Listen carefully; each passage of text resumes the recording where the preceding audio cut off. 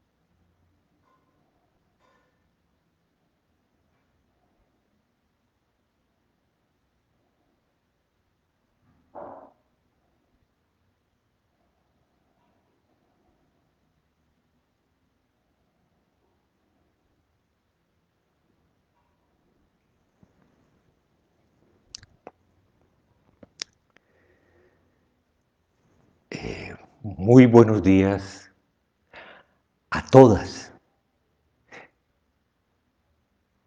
Y debería decir y todos, porque en esta dificultad para encontrar un lenguaje incluyente, históricamente la forma de referirnos al conjunto de los seres humanos es utilizar la palabra todos, una palabra que significa el reconocimiento de la importancia del género masculino. Si decimos todas, pareciera ser que ese es un subconjunto separado, aparte, del gran conjunto que somos todos. Bueno, el tema de la charla de hoy es justamente sobre la discriminación. Las saludo.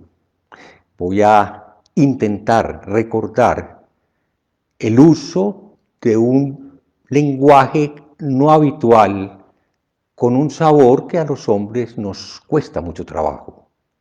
Reconocer que si se dice las, todas, nosotras, también los hombres podríamos estar incluidos. ¿Por qué no? Bueno, invito a todas las personas a que antes de empezar la charla del día de hoy, hagamos nuestra ofrenda. La ofrenda que rompe o que invita a romper el espacio de la discriminación es el silencio. No un silencio cualquiera, un silencio atento, abierto, presente, fervoroso, como enseña nuestra tradición, como lo enseñó el Buda cuando describió la práctica de la atención plena. Entonces invito a toda la audiencia a que hagamos unos minutos de meditación juntos. Cada uno, cada una, trate de tomar la mejor postura posible, enderezando la columna vertebral, con los ojos abiertos o cerrados, como prefieran, con las manos puestas de una manera descansada, nosotros representando la no discriminación, hacemos un mudra, el mudra cósmico, que rodea justamente el segundo plexo.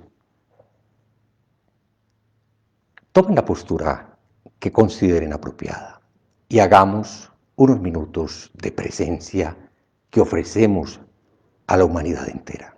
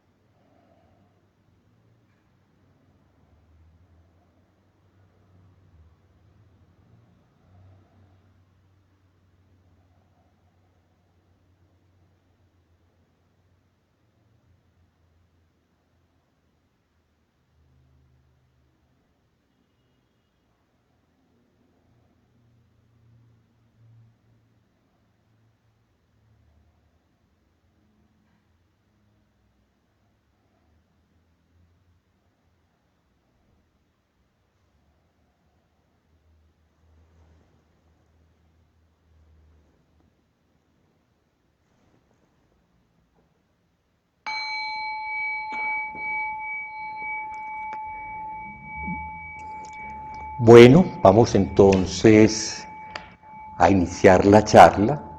Siempre recitamos unos versos al comienzo de la charla del Dharma.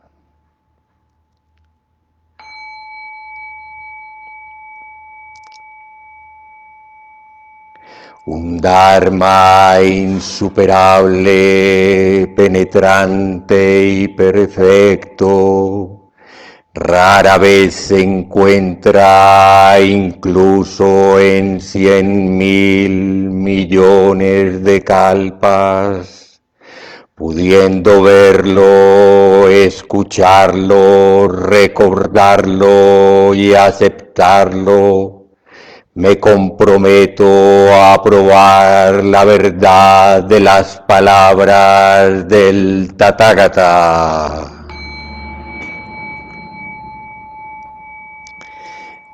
Bueno, bienvenidas todas las personas. Qué bonito que haya una palabra femenina para incluir a los géneros diferentes que componen esta comunidad de la que hacemos parte, la comunidad humana. Elegí intencionalmente este tema, este tópico, que no es un asunto esencial dentro de lo que habitualmente referimos como la enseñanza del Dharma, y sin embargo atraviesa la enseñanza del Dharma del principio al final. Decimos que la postura de Zazen es la postura de inclusión, la postura que incluye todo, la postura que expresa la no separación. Todo en la postura apunta a ello, especialmente el mudra entre las manos. Cuando formamos el mudra, la mano derecha abajo, la mano izquierda encima, el leve contacto de los pulgares formando un óvalo que viene y se pone en el centro del cuerpo. Con eso estamos expresando el balance y la armonía de lo que somos en el sentido de lo que realmente somos.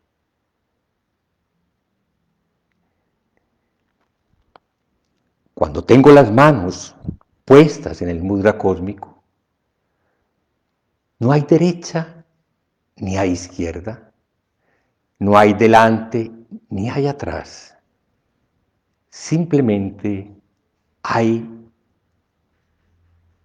una respiración completa que surge, lo llamamos así, a lo mejor no tiene nombre, del centro, de la totalidad de nuestro ser.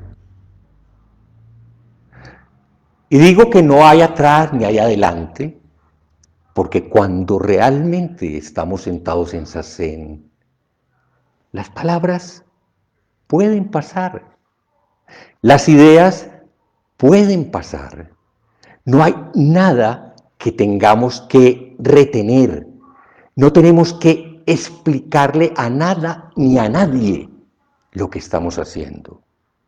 Simplemente lo hacemos. Shikantasa, simplemente sentados.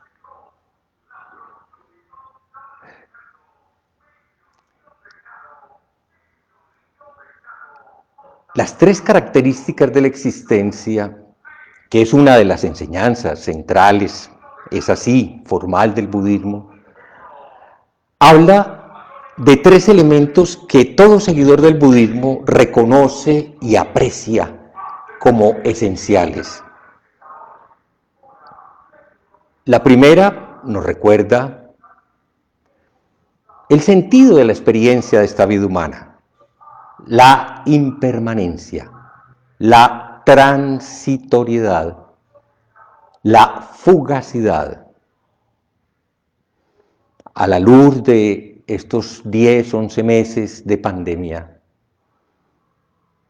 no hay nada que agregar. La vida es impermanente.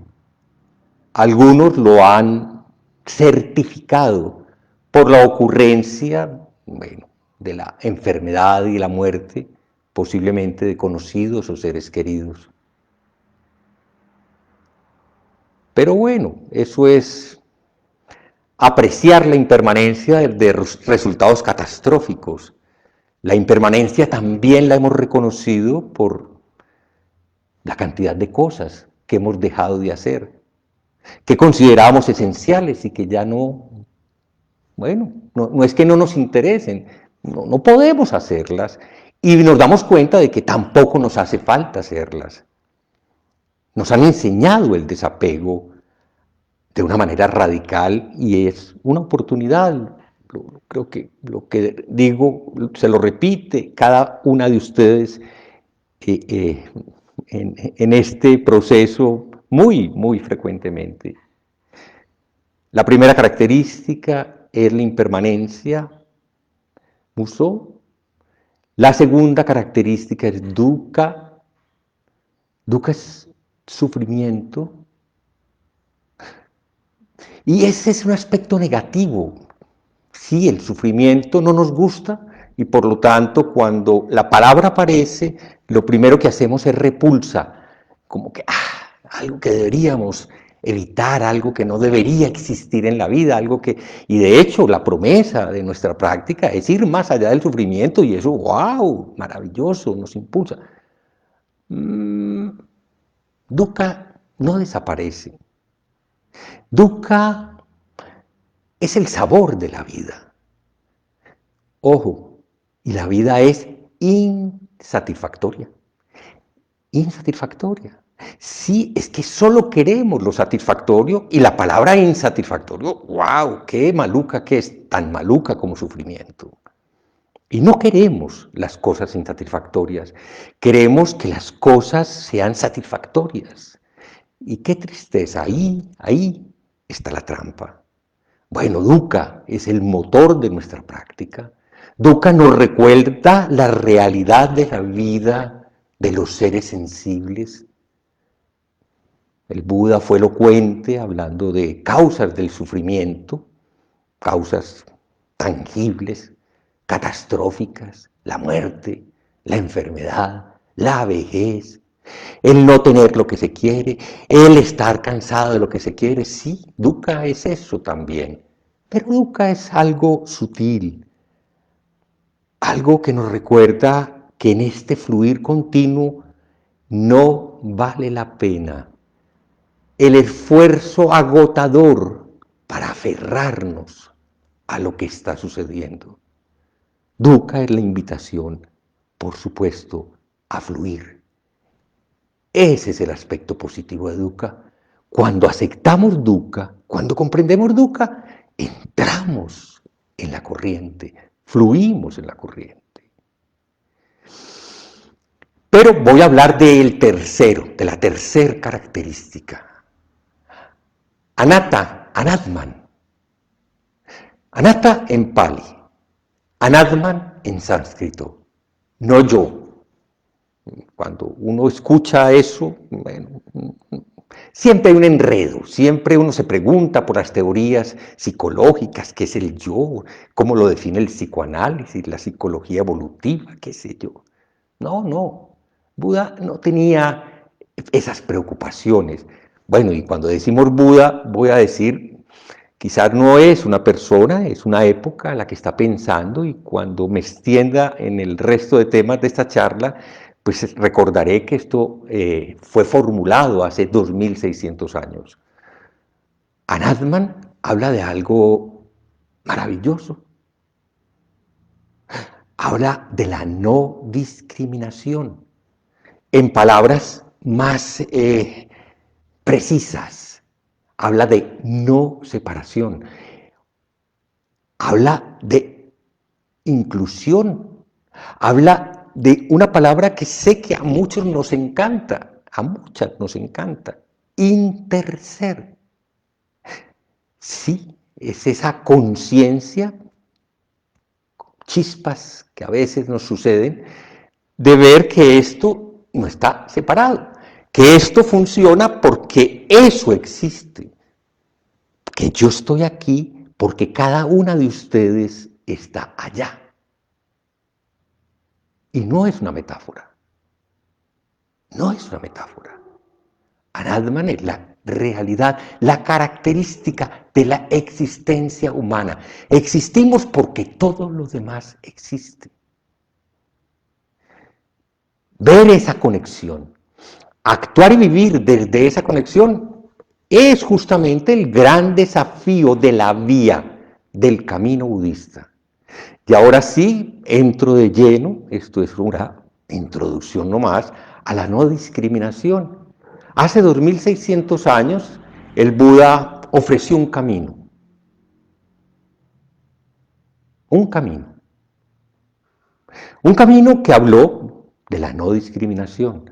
Y cuando pensamos en las enseñanzas del Buda, entonces lo que esperaríamos de sus enseñanzas es la perfección de la no discriminación. El Buda, que nos enseñó a no discriminar, que nos habló de Anatman, pues debería haber expresado con claridad, con contundencia, y así lo hizo. Hay temas muy claros en los que es evidente que el Buda fue categórico en la no discriminación. Cuando él tomó de su época, él no lo inventó, la ahimsa, compartía esa voluntad política de la no violencia con grandes maestros de la época, con Mahavira, el fundador del jainismo, o uno de los fundadores del jainismo, que fue contemporáneo de él. Y ellos eran, o son, muchísimo más severos en el compromiso con la ahimsa, con la no violencia, sobre todo con las implicaciones para la época. Porque era la época del brahmanismo como religión dominante y los rituales y sacrificios eran pan de cada día. Los brahmanes sacrificaban animales y lo hacían porque era parte de la ritualidad que le garantizaba a los seguidores de las diferentes corrientes brahmánicas los procesos de reparación, de recuperar la libertad, desatarlos y purificarlos para continuar sus procesos de transmigración, de renacimientos continuos hasta la liberación, el moksha. Bueno, ahimsa,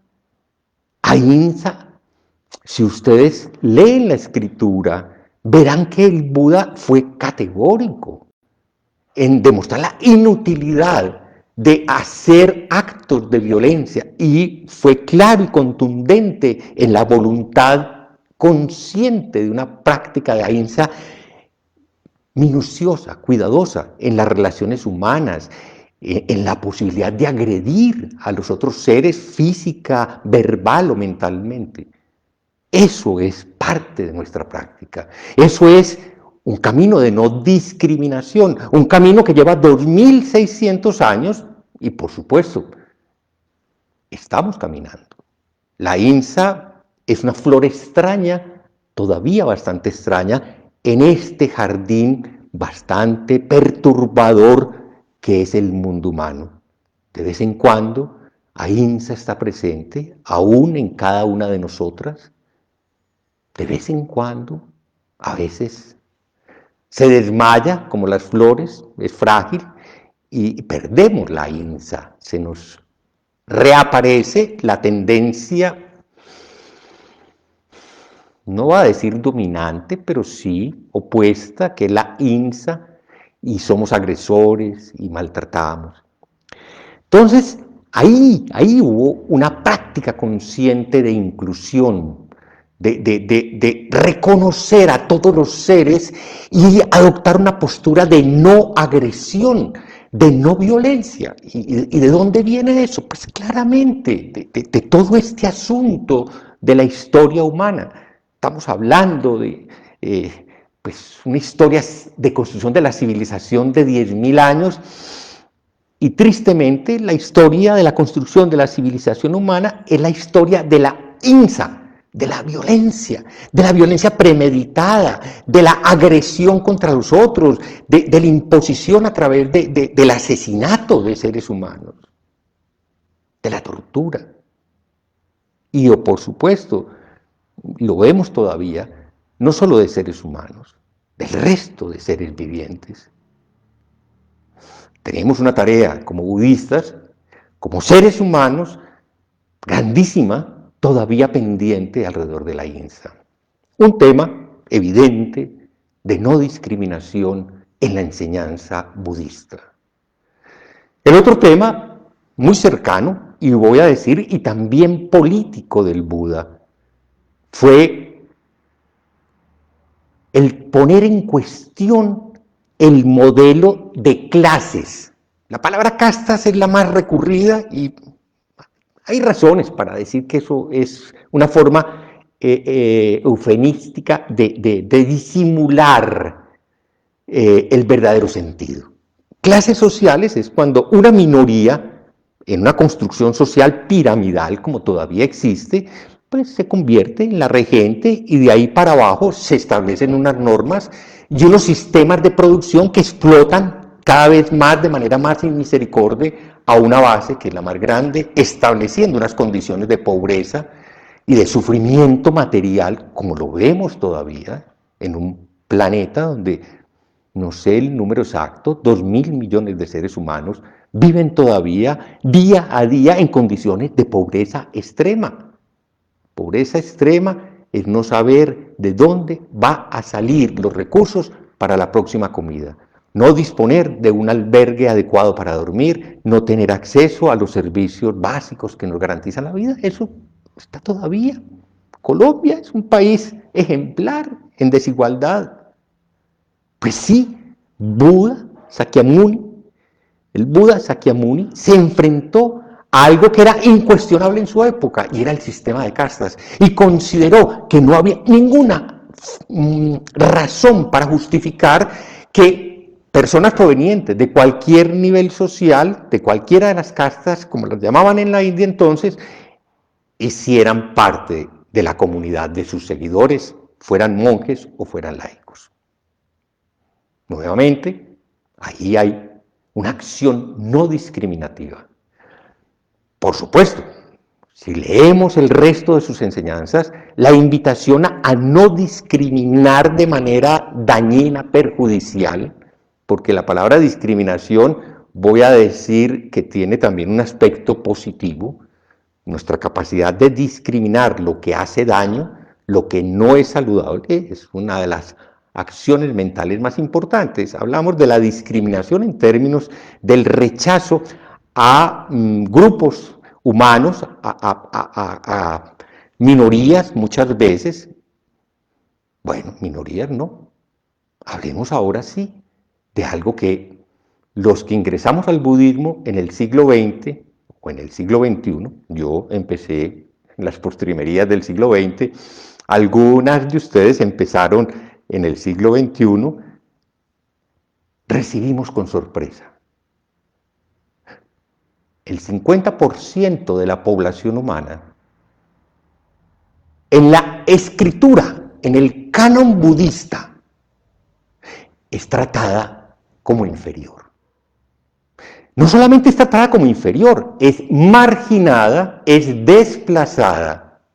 Se le anuncia que no podrá acceder al despertar y que si quisiera lograrlo tendría que convertirse en otra vida, reencarnar en forma masculina. ¡Qué extraño! Bueno, Buda no decía solamente eso, hablaba elogiosamente de las mujeres, reconocía a menudo que no había ninguna razón para que cualquier ser humano, hombre o mujer, pudiera acceder a la iluminación. Pero la Escritura conserva claramente lo que sucedió cuando su madrastra, su tía materna, que había sido su madre tras la muerte de su madre propia, Mahapajapati, solicitó ser recibida con otras 500 mujeres como monjas. 3 veces solicitó, 3 veces se le negó y de una manera dramática: no insistas, Ananda, no insistas, no vale la pena considerar eso. A la 3ª vez Ananda le dijo: oye, Sakyamuni, es tu madre, ella te dio pecho, ella te crió. Y tú has dicho que no hay razón para que las mujeres pues no accedan al despertar, al estado de Arahat. No es justo pues que las reciban. Como que no se había dado cuenta Sakyamuni y dijo: pues sí, será recibirlas, pero miren qué extraño.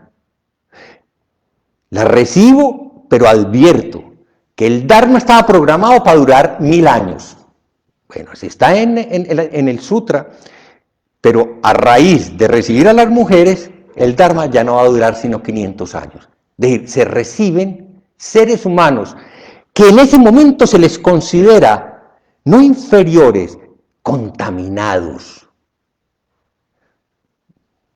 corruptos, van a corromper el Dharma. 500 años de su historia van a desaparecer por culpa de las mujeres. Oye, esto es un juicio. ¿Cómo es posible que el Buda haya expresado de esa manera el aprecio por el género femenino?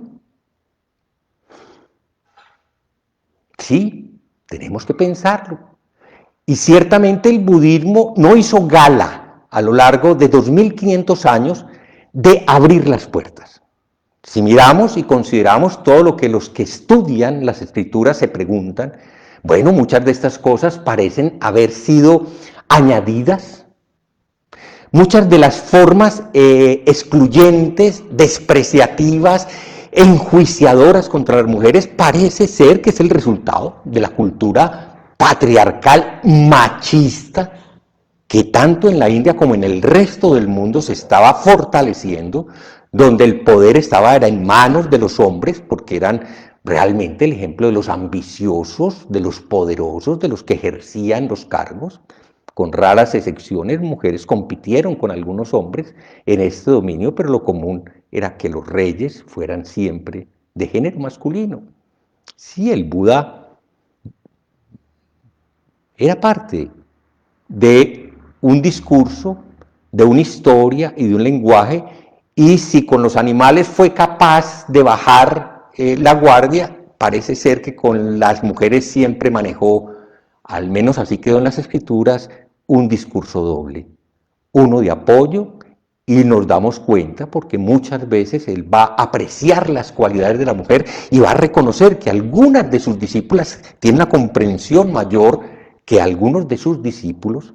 Sin embargo, cuando hablamos de los discípulos de Buda, como cuando se habla de los apóstoles de Jesús, llama la atención la ausencia de mujeres. Sí, que era que las mujeres, como era un mundo brahmánico, estaban obligadas a estar en el hogar y, bueno, su papel era discreto, estaban por detrás, qué sé yo, cuáles razones había. El temor de que las mujeres, si estaban en las mismas condiciones de los hombres, caminando por allí, iban a ser violadas. Pues sí, pero pues, no, ahí había algo que requirió 2500 años para ser cuestionado.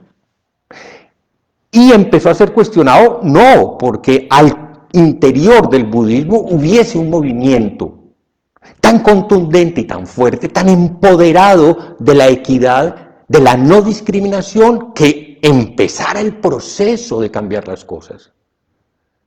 ¿Dónde empezó eso? Aquí, entre nosotros. Bueno, entre nosotros es decir mucho. Empezó con la llegada del budismo a los Estados Unidos, a Europa, donde en el momento en que entra el budismo hay ya una historia contundente de un gran movimiento, el feminismo. Me disculpan las personas que realmente encarnan las preocupaciones feministas, yo no puedo decir que soy estrictamente un feminista, soy un hombre que reconoce también esa estructura cultural dominante que he encarnado, que he expresado y que me ha costado mucho trabajo soltar. Sí, abrirme a la idea de que en Occidente es el pensamiento, la crítica de las mujeres, la que le enseña al budismo el craso error que ha cometido en su historia y en cada uno de los países en que ha existido, pues la verdad me ha cuestionado profundamente. Me he dedicado en los últimos meses a leer a varias autoras y autores que hablan del tema y la verdad creo que para el budismo ha sucedido lo mejor. Su llegada a Occidente le obliga a recapitular un pasado que se puede considerar glorioso, sí, la enseñanza del budismo sigue teniendo un poder único a nivel del cambio interior individual y las historias pues son incuestionables y ahí sigue estando vigente, pero había algo rancio, algo que teníamos en algún momento que hacer caso. El mismo Buda le había dicho, no solo a los Kalamas, famoso sutra, el Sutra de los Kalamas, en el que una comunidad de Kalamas, una región de la India, no sé dónde está, pero el Buda llega allí. Los Kalamas quieren saber cómo reconocer cuándo un Dharma, una enseñanza, es verdadera.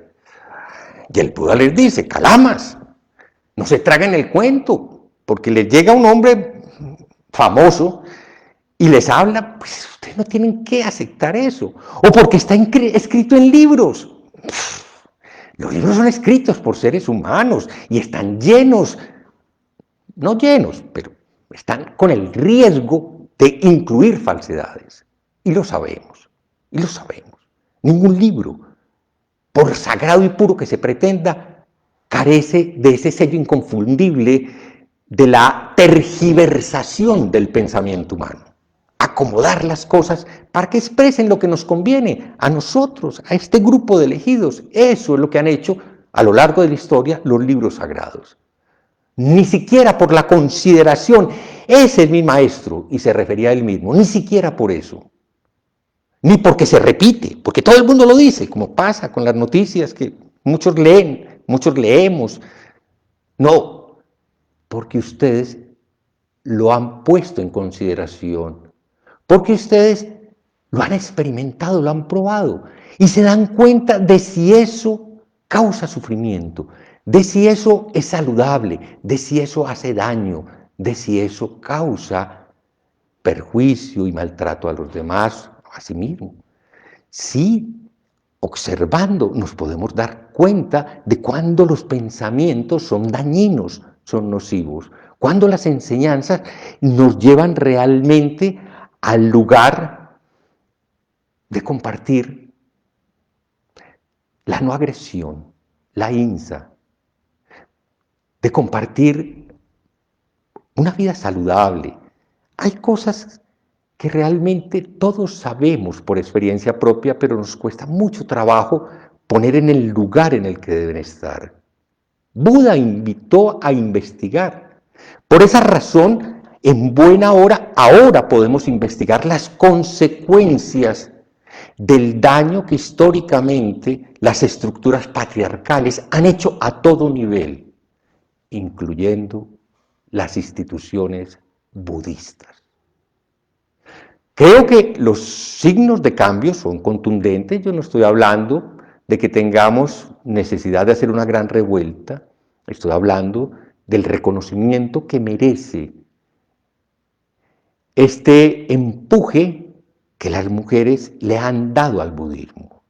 Puedo decir que eso fue el primer signo de cambio que ocurrió en Occidente, notable, maravilloso, digno, que nos acerca por fin a una concepción no discriminativa del Dharma. El budismo, al llegar a Occidente, aprende algo que no tenía claramente definido adentro. Y nosotros, nosotras, practicantes del siglo XXI, estamos llamadas a continuar ese impulso, a propiciar la no discriminación. Muchos campos oscuros en la tradición budista están por resolverse. Por considerarse desde esta perspectiva, el Vinaya está escrito en función de culturas y de momentos históricos donde se condena a la mujer por todas partes, donde se condenan los flujos de la mujer por todas partes, la menstruación, donde se condena el cuerpo humano por todas partes, donde se señalan unas preferencias que voy a decir siempre tendrán el sesgo de lo inmoral. Leí ayer una anécdota que no sé si sea legítima sobre Freud. Un día caminaba por el parque con su esposa y su hijo y, como sucede habitualmente, el niño se perdió, uno de sus hijos, y cuando ya ellos se dieron cuenta de que no veían por ninguna parte al niño, se empezaron a preocupar, como todos los padres. Y la mamá estaba salida de sí. Freud, pues sí, lo suponemos muy sabio, le dice, oye, cálmate. ¿A qué lugar le dijiste al niño que no fuera? Al lago. Ah, pues allá está. Ojo, cuando la estructura de las recomendaciones morales prohíben algo, ahí hay algo retorcido. Y yo creo que el budismo también cayó en la trampa de los retorcimientos cuando empieza a señalar orificios del cuerpo, formas de sexualidad, compañeras posibles, porque está incitando a lo prohibido. Tendremos, los budistas del siglo XXI, la capacidad de apreciar un Vinaya que esté escrito sin estas retorceduras. Quizás por eso, para mí es un tema nuevo, cuando el budismo empieza a sentarse en Japón, se ven en la necesidad, ojo con esto, de suprimir ese Vinaya de 230 y pico de reglas, con una diferencia, 8 más para las mujeres, 220 y tanto para los hombres y 8 más para las mujeres, donde las mujeres literalmente se someten al yugo de los monjes, como si fueran sus esposos. Qué extraño, condición que el mismo Buda puso. Los Garudamas se llaman esas reglas, fue lo que dijo el Buda, sí, la voy a recibir a Mahapajapati con sus 500 mujeres, pero eso sí, con estas 8 condiciones, si las aceptan bien, y si no, chao. Qué raro, el Buda haciendo eso. Pero bueno, corremos y corrieron muchos eruditos a justificarlo, pues porque era la época, porque esto, porque lo otro. No, eso pasó. Ahora vivimos una invitación y yo creo que en gratitud a este movimiento que nace del corazón oprimido de las mujeres, decidí empezar el año con esta charla. En nombre de mi práctica budista y de la esencia del Dharma que he recibido, quiero expresar mi gratitud porque al fin podemos despojar al Dharma de cosas innecesarias, de cosas dañinas, de cosas que incitaban por retorcimiento a vivir experiencias que causaban sufrimiento. Creo que estamos abriéndonos, somos parte de un momento histórico, a vivir realmente una forma de expresión del Dharma completamente incluyente. El Dalai Lama, hablando de cuestiones científicas, decía que si algo en las escrituras, las ciencias contemporáneas demostraban que estaba falso, se deberían reescribir. Bueno, suena muy fácil. A continuación, pues él dijo que solo un consejo de ancianos podrían hacer esta tarea y no sé, estoy seguro de que ningún consejo de budistas mahayanas o theravadas o vajrayanas van a ponerse a reescribir la escritura. Quizás mucho de nuestra escritura simplemente la leeremos con cuidado, soltando lo que no nos pertenece, recogiendo lo que nos ayuda a vivir con sabiduría en el momento presente y entendiendo que el Dharma no se ha detenido, que el Dharma nos está llevando a preguntarnos día a día por el verdadero sentido de la no discriminación. Este largo camino que aún continúa, lo estamos recorriendo las practicantes del siglo XXI. No me pregunten, no tengo respuesta sobre cuándo se termina. Quizás en el mejor sentido en el que el pensamiento científico se ha establecido, no hay principio ni hay final. Esas son preguntas que el Buda también dijo, no hacen falta, no son convenientes, no sirven para nada. La no discriminación es el corazón de nuestra práctica. Gracias entonces a todas las mujeres por la paciencia que han tenido, no solo durante los últimos 2600 años con los budistas, en toda la historia de esta especie humana, por habernos permitido a los hombres aprender lo que estamos aprendiendo de ustedes. Bueno, quiero terminar entonces aquí. Yo quiero aprender a ser breve y creo que ya he dicho mucho. Esta era mi oferta de la no discriminación para el día de hoy. Si alguna de ustedes, personas, recuerdo alguna de las personas que está aquí conectada, quiere hacer alguna pregunta, por favor, mi compañero Antonio está a mi lado y me ayuda a compartirlas.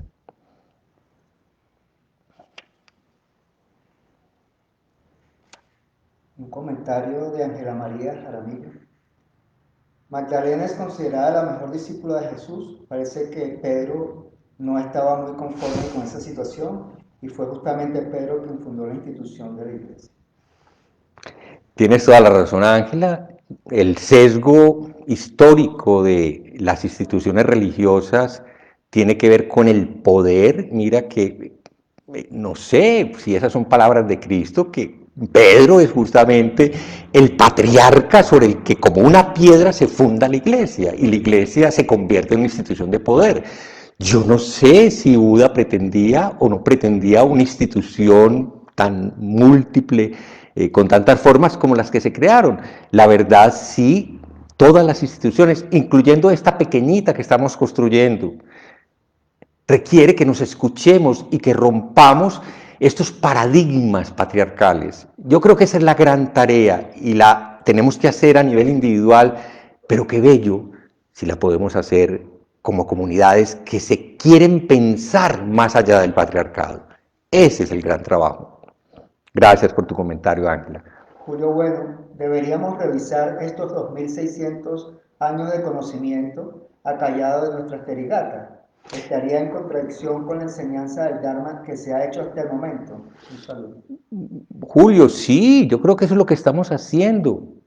Leer las terigatas es recibir una oleada de frescura, una voz o unas voces de mujeres que fueron capaces de estar más allá de la discriminación, que fueron plenamente iluminadas, que desarrollaron sabiduría y compasión como lo han hecho muchas mujeres siempre. Sí, es rescatar la voz de las terigatas, descubrir que no hay 2600 años de silencio, sino más bien de sordera. Es distinto. La cultura patriarcal no quiere oír a las mujeres y les impone ese no oír, lo cual no quiere decir que no hayan hablado. Sí, estamos invitados a escuchar lo que no se ha escuchado en la historia. Esa es la tarea.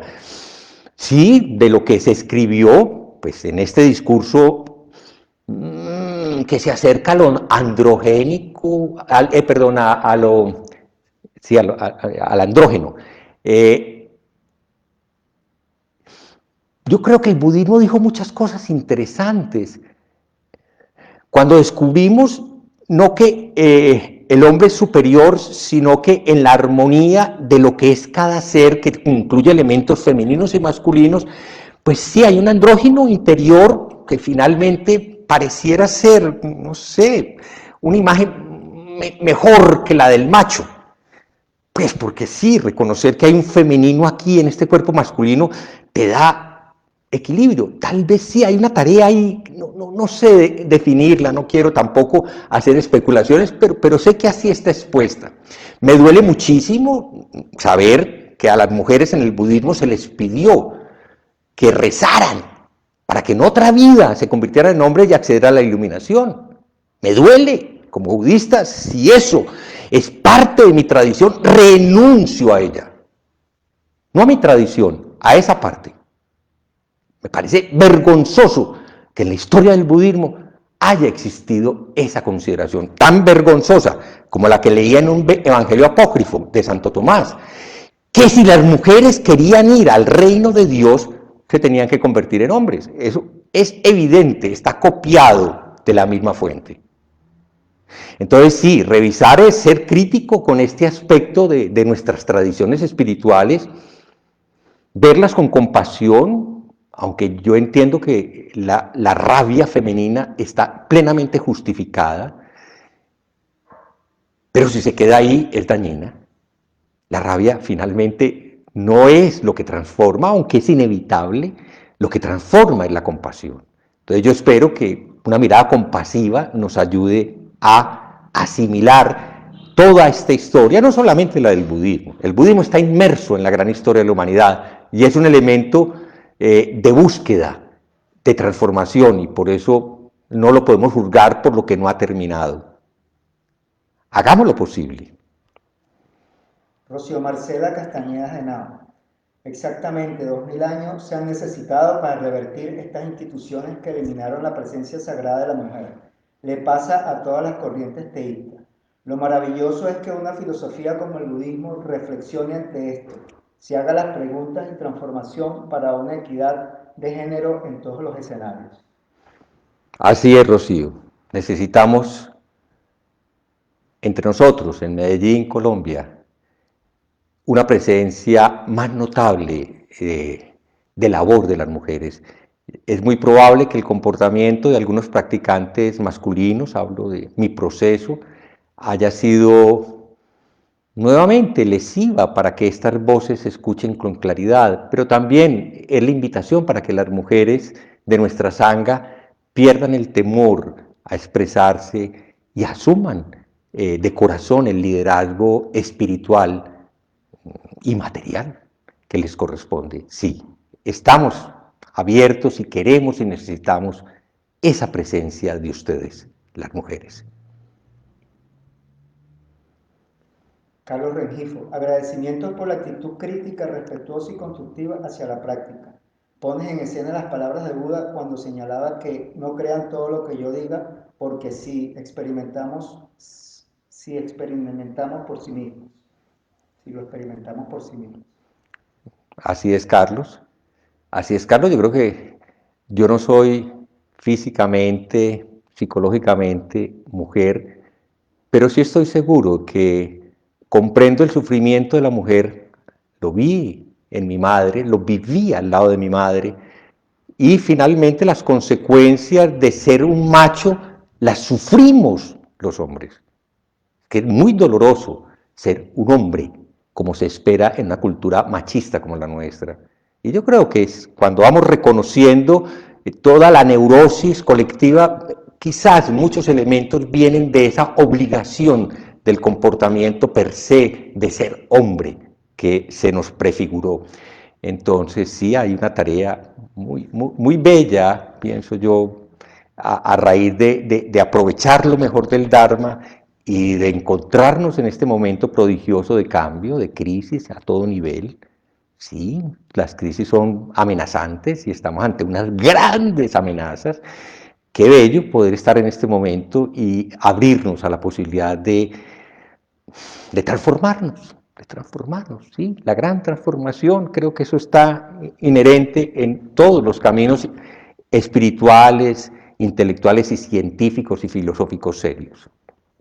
Gracias, Carlos. Luis Fernando Ramírez. En la historia del budismo se reconocen mujeres bodhisattvas. Por ejemplo, Kan. ¿Es en realidad una mujer según la historia? Sí, pero mira, la historia de Canon es bien bonita, poco compleja de entender. Para los que conocen sobre la historia de las religiones, pues es muy difícil hablar de una primera religión basada en el culto a la mujer, pero sin lugar a dudas, hace 7, 8.000 años, en prácticamente todas las culturas no existían imágenes de dioses hombres, sino que existían como posibles referentes de divinidad y de creadora, imágenes de la diosa madre. Eso está perdido porque eran las épocas ágrafas, no había escritura. Con el fenómeno de escritura hace 4.000 años, ¿de qué empezamos a dar cuenta? De la aparición de las construcciones colectivas diversas del Dios hombre, del Dios a nuestra imagen y persona, del Dios único. Y la tendencia universal es a que sea hombre. Luego, incluso en el corazón de la India, donde la imagen de la diosa madre fue importante, seguramente eso fue una fuerza que quedó subterránea. Estos dioses hombres, miren qué interesante, se vieron obligados a recibir sus consortes, Shiva y Shakti, se juntan. Y se dice que el polo femenino es el que realmente soporta la energía y la fuerza de la divinidad masculina. Y el proceso no termina ahí. Yo voy a decir que posiblemente el derrumbamiento del budismo en la India fue a culpa de su machismo. No lo he leído en ninguna parte, pero tengo la sensación de que el budismo fue incapaz de competir con las religiosidades hindúes en las que este poder de lo femenino estaba en crecimiento, en abundancia, hasta volver a recuperar la idea de una diosa madre que más o menos tiene importancia dentro del hinduismo actual.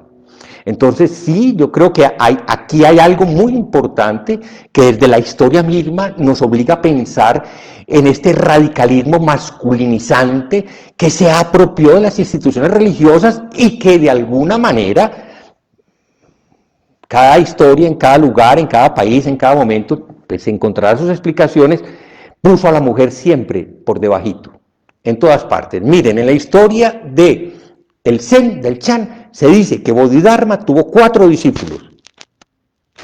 Pero en nuestra genealogía se da por el hombre conocido, Wike, que además para ganarse su puesto se cortó una mano. Así es la mitología del Zen. Y de la mujer, la 4ª discípula, cuyo nombre ahorita se me escapa, no tenemos ni la más remota idea de qué pasó con ella. Y fue transmitida, se le dio la transmisión, y no tenemos la menor idea. Canon es el Avalokitesvara, de origen hindú. Svara es el señor, seguramente es el budismo que toma de los elementos propios simbólicos del hinduismo y pone a un señor con 1000 brazos, 1000 manos, un ojo en cada mano, un objeto diferente en cada mano, y lo representa como el bodhisattva mítico de la compasión, del amor y la compasión. Así se mantiene en la India, y cuando el budismo, alrededor del primer siglo de nuestra era, llega a la China, los chinos, que son muy prácticos, no se tragan el cuento de que la compasión sea una expresión masculina. Y yo creo que a raíz de eso es que aparece Kuan Yin, que es el nombre original en China, que finalmente es Kanón, en su forma femenina. Entonces es un transgénero, es un bodhisattva masculino que fue obligado curiosamente a hacer lo contrario que se le pide a las mujeres, que en una vida posterior, bueno, no sé si interrumpida y nueva, o la misma, adquiera una característica femenina. Pero así es que se venera Avalokitesvara en China, en Japón, en Corea, en Vietnam, en su manifestación femenina. A las mujeres, al contrario, se les dice en la tierra pura, que es una de las grandes tradiciones mahayanas, muy desarrollada en Japón, que solo podrán ir a la tierra pura de Buda en cuerpo masculino. ¡Qué horror! No, hay muchas cosas que no han cambiado. Bodhisattva puede ser cualquier ser humano independiente de su sexo. Y estoy seguro de que siempre han existido mujeres bodhisattvas y hombres bodhisattvas. Porque ser un bodhisattva es encarnar las cualidades de la sabiduría y la compasión y poner la propia realización en función de todos los seres. No lo dudo. Las mujeres están mejor capacitadas que los hombres para hacerlo. Si no se les ha dado crédito es porque los hombres hemos escrito la historia, punto. Pero hay historia de muchas maestras y de muchas mujeres muy importantes en la tradición. Gracias, Luis Fernando, por recordar a nuestra amada Canón. Delio Aparicio. Mil gracias porque la charla nos invita a ser capaces de poner en duda aquellas partes de la enseñanza que van en contra de algunos de nuestros valores. Creo que está bien que el practicante sea capaz de apartarse de líneas de la enseñanza que atentan contra sus convicciones. Totalmente de acuerdo, Delio. No somos, yo no soy, miembro de una religión del libro. Nosotros tenemos escrituras y las leemos. Y la verdad, algunas son difíciles de entender porque la mayoría de nosotros somos ignorantes del contexto histórico y cultural en que fueron escritas. Se nos pierde la comprensión de muchas de las historias, incluso en la vida del Buda, donde un poquito de ambientación nos permitiría valorar cosas. Pero definitivamente, Delio, hay cosas que son para ser abandonadas. Y sí, yo creo que estas historias de menosprecio a la mujer, el budismo está en obligación de repudiarlas. No hay razón para sostenerlas. Y quizás hayan muchas otras cosas que con el tiempo nos iremos dando cuenta de lo inútiles que son en este momento. A lo mejor, para las épocas en que funcionaron, pudieron tener algún beneficio, pero ya en este momento ciertamente no. Creo que esa es nuestra tarea como practicantes, de leer de manera inteligente, de no tragarnos las palabras, de ser capaz de cuestionarlas. Obviamente de estar alertas porque también la mente humana rechaza las cosas basado en sus prejuicios. Que no tengamos pues el filtro, que eso siempre es el peligro de unos prejuicios personales para no querer considerar ideas que no nos gustan. Pero en principio yo creo que un buen practicante está llamado a lo que tú dices, Delio. Gracias. Ángela María Jaramillo. La rabia de muchas mujeres está perfectamente justificada y es lo que ha dado lugar a una interrogación de los efectos devastadores del patriarcado. Muchos hombres dicen que sufren por el patriarcado, pero no pueden negar que disfrutan el uso y abuso del poder que también el patriarcado les permite. Y me pregunto,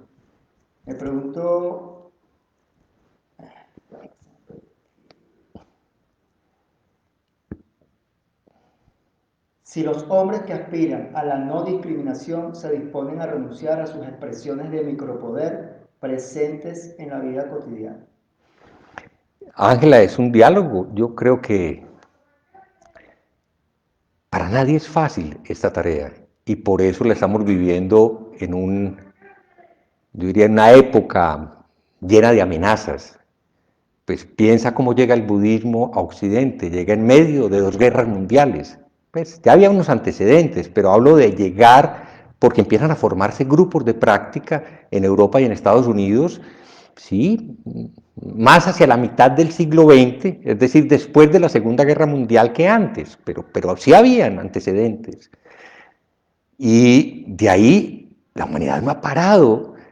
Por un lado estamos en un estallido, en una proliferación, en un envolvente desarrollo de miles y de miles de cosas, como si algo muy importante estuviera por suceder. Mira la locura, ya es Marte el lugar al que la humanidad se impulsa, pues ya hay toda una obsesión espacial, sin haber resuelto problemas tan importantes como esto. Sí, nos tenemos que sentar, yo creo que la dificultad de los hombres es oír, pero tenemos una segunda, hablar. Nos cuesta mucho hablar.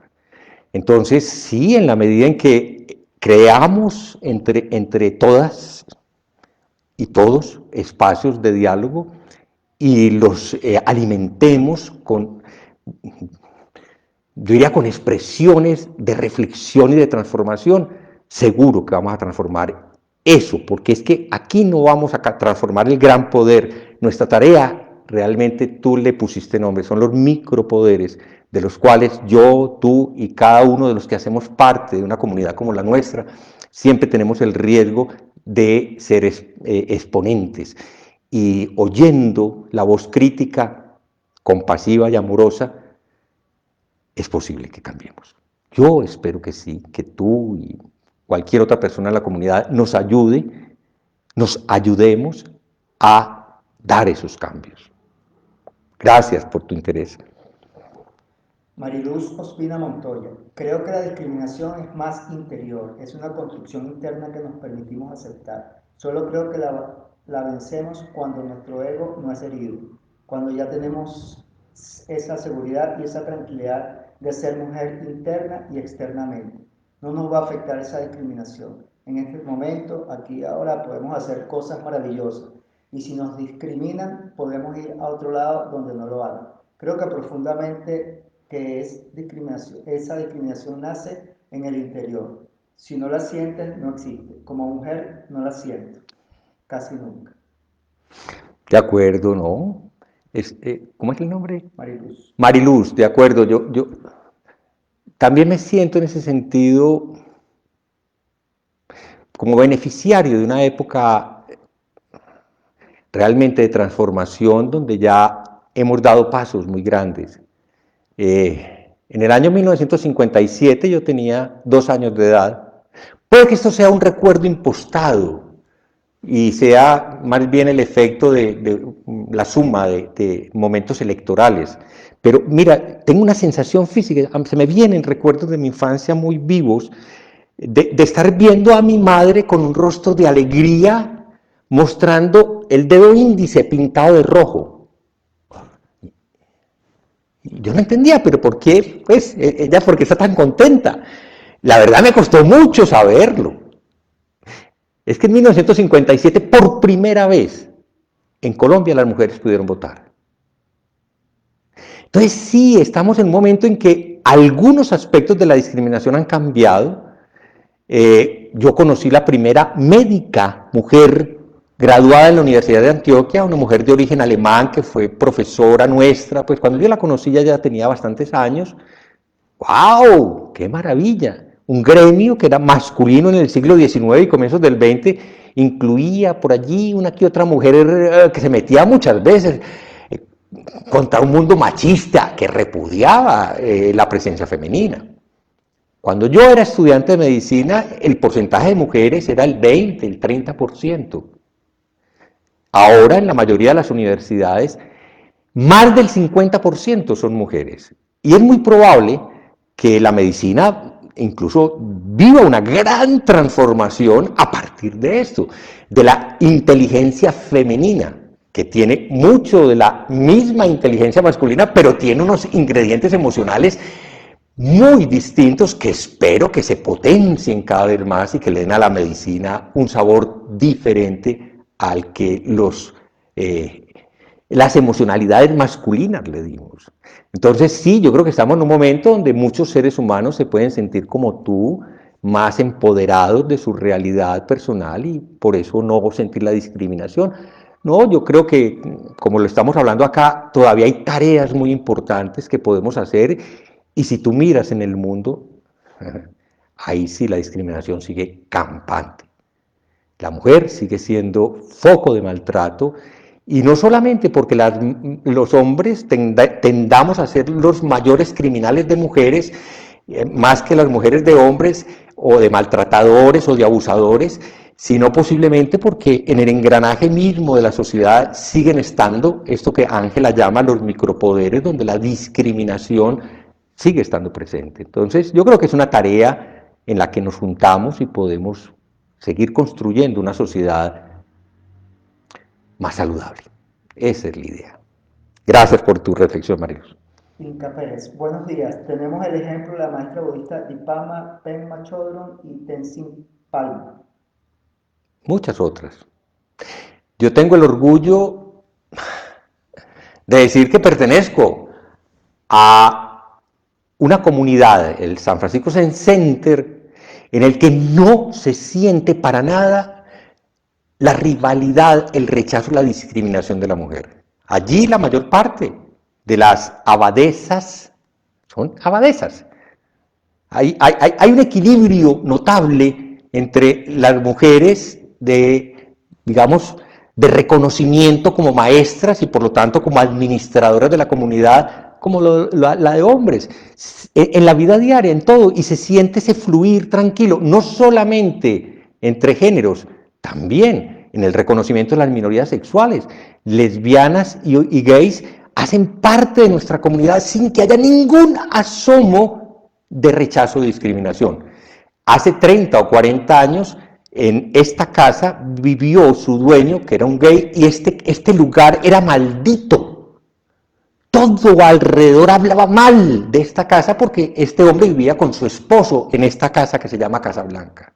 De modo que sí, ya estamos cambiando, pero hay todavía una gran tarea en términos de que se vean. Yo creo que en nuestra comunidad hay muchas mujeres muy valiosas que, empoderadas de su relación con el Dharma, nos mostrarán lo que tú estás señalando en estas dos maestras. Pues yo tendría muchos otros nombres: Senkei Blanche Hartman, para mí, mi maestra extraordinaria, Eijun Linda Katz, Pema Chödrön, bueno, Joko Beck, una cantidad. Qué alegría que eso esté sucediendo en el budismo en Occidente. María Ramallo, ya es un paso muy favorable al entrar en este tema y muy importante llevarlo a los diferentes ámbitos para cambios futuros. Gracias, María. Ustedes son nuestra guía. Yo espero desempolvar mi oído. Yo espero ofrecer mi corporalidad masculina para que establezcamos estas redes finas que sostienen la vida y que la liberan de estas sombras terribles de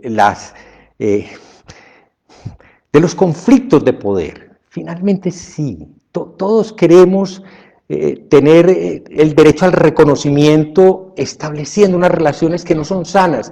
Si somos capaces de develar eso, de estar alertas con la aparición de eso, de hacer el esfuerzo crítico saludable en el momento oportuno, estoy seguro de que seremos una comunidad que se acerca a lo saludable, que construye lo saludable. María, necesitamos tu ayuda. Catalina Costa, recordando mi crianza, calladita te ves más bonita. Las mujeres no se sientan así. Sí, por Alejandro no es mujer. Sí, pero Alejandro no es mujer. Yo a la niña, yo sí no la dejo ir. Ojo, mija, que las gordas solo las quiere Botero. En la juguetería, una nave espacial, ¿no quieres mejor la cocinita? Qué horror, Cata, qué horror, qué horror. Sí, eso y una lista mayor de condicionamientos, de sometimientos, sí, del poner en duda, una expresión que todavía se usa. Si uno va manejando y un carro hace algo torpe, uno no alcanza a ver el chofer, lo primero que se le ocurre a hombres y mujeres, todavía, eso de ser una vieja. Sí, hay unas cosas fatales en nuestra forma de comunicarnos, hay unos chistes, hay una forma irónica de referirnos a estas características de género que definitivamente, si no somos conscientes de cómo las expresamos, pues van a seguir alimentando pues el dominio de lo no saludable, de lo dañino. Sí, yo creo que nuestra tarea como padres y como adultos sigue estando llena de cuidarnos de todas esas tonterías. Ok, bueno, si no hay más comentarios, les agradezco muchísimo y me siento muy contenta. Dije que me iba a costar mucho trabajo aprender a utilizar el femenino como incluyente, pero ¿por qué no decirlo? No porque diga que yo soy una mujer, es simplemente el lenguaje, ahí donde la sutileza de lo que nos separa ha estado siempre atravesándonos. Yo quisiera ir más allá del chiste, sí, estoy muy contenta de haber podido compartir esta inquietud que sé que hace parte de nuestra práctica, de ir más allá de la discriminación sutil, microdiscriminación que aún en nuestras comunidades se puede dar y que si somos un grupo de practicantes alertas, podemos cuestionar, podemos criticar y podemos evitar, y sí, hacer un camino en el Dharma que vaya más allá del sufrimiento acumulado. Bueno, voy a recitar los versos entonces de el cierre de la charla y con esto nos despedimos.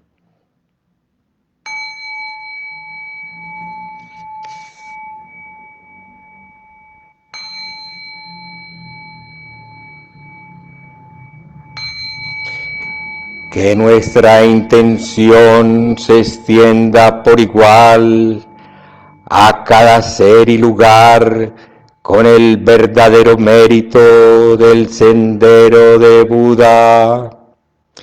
Los seres son innumerables, hago el voto de salvarlos. Las ilusiones son inextinguibles, hago el voto de terminarlas. Las puertas del Dharma son infinitas, hago el voto de atravesarlas. El camino del Buda es inmejorable, hago el voto de realizarlo. Bueno, muchas gracias a todas, que tengan un feliz día. No sé hasta cuándo seguiremos diciendo, estamos todavía en momentos difíciles. En Medellín, por expresiones de personas muy vinculadas al desarrollo de la epidemiología, se espera que el momento peor de la pandemia suceda en marzo, es decir, nos esperan todavía meses muy difíciles.